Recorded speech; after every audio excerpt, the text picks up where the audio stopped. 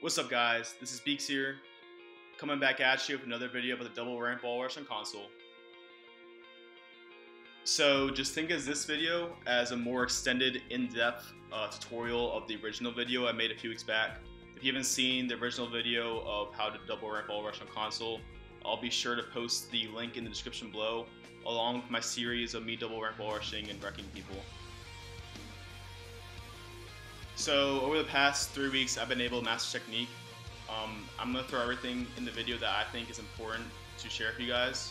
So coming up, here's a table of contents with timestamps covering everything you need to know about the double ramp wall rush on console, or just in general. So basically what I'm going to cover in this video is why you should learn this technique, what's the pros and cons to it, beginner tips for everybody new trying to learn this technique, pro tips for people who already kind of have this technique down, every possible sensitivity to do this on, an alternate way to double ramp wall rush without rebinding buttons. I'll talk about how I rebind my buttons, and an alternate way to do it without people who can't do that. The consequences of using different materials, that only pertains to console, unless you have an absolute beast PC. Why turbo building can hold you back sometimes, Combat Pro versus Builder Pro on double ramp wall rushing, and just some gameplay to talk over. So you're thinking right now, why should I learn this technique? Well, there's many benefits to it. Basically, this technique will guarantee high ground on your opponent without the fear of them shooting you down before you take shots. So you can see in this clip, the guy had an RPG and he tried to shoot me down, but he couldn't. So if you did a normal single ramp wall rush or just a double ramp rush, he would have shot you down most likely. But using a double ramp wall rush, he was not able to shoot me down, resulting in me getting high ground on him first, and that just kind of turned the tides in the build battle we had.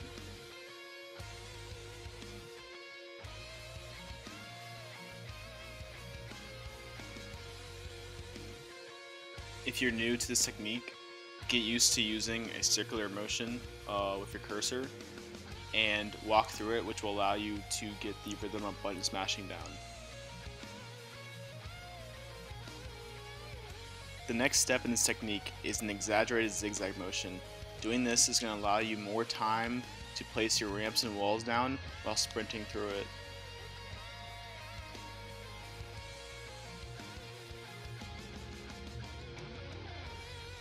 So after you get the beginning tips down, you want to move to the pro tips. And my pro tip is you want to stay centered between your two ramps. Doing this is going to allow you to get more height faster than using a zigzag motion.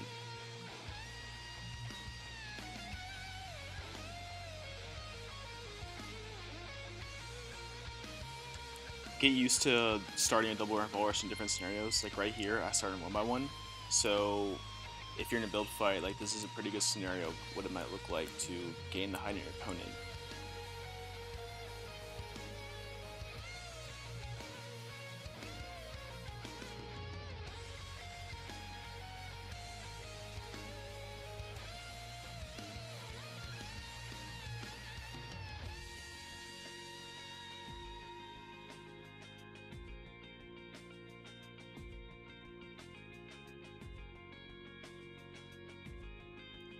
So here's every sensitivity I could double ramp wall rush on. Doing it on a 3 was really difficult. This was the best clip I could pull. So yeah, just sit back and enjoy, and here's every single sensitivity basically.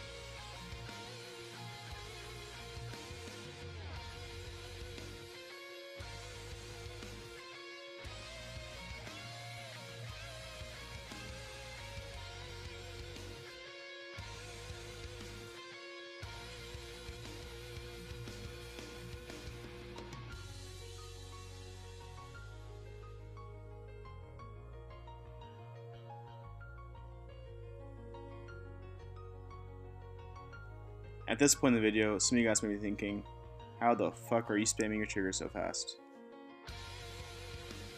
So I play on an Xbox Elite controller, which allows me to rebind my triggers to my bumpers. So basically, I'm spamming LB and RB to place down stairs and walls. So this clip and the next clip, we're done with my regular Xbox controller, which came with my Xbox. So a good alternative if you can't afford an Elite controller is to edit your pyramids into stairs.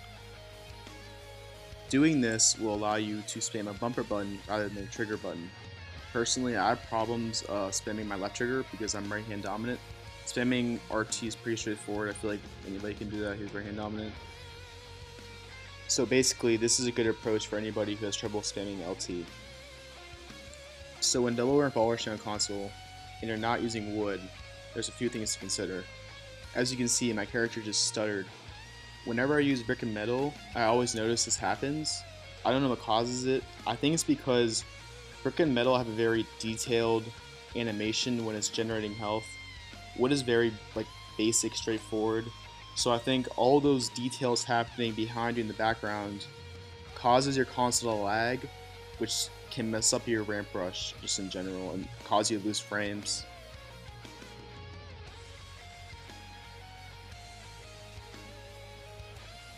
So in this clip, I use turbo building. I have it set to on in this clip. Basically, I don't like turbo building because I find it very, very ballistic. Sometimes it doesn't place when it should place. But it is possible to turbo build double ramp ball rush. Just keep in mind that you might die like I just did.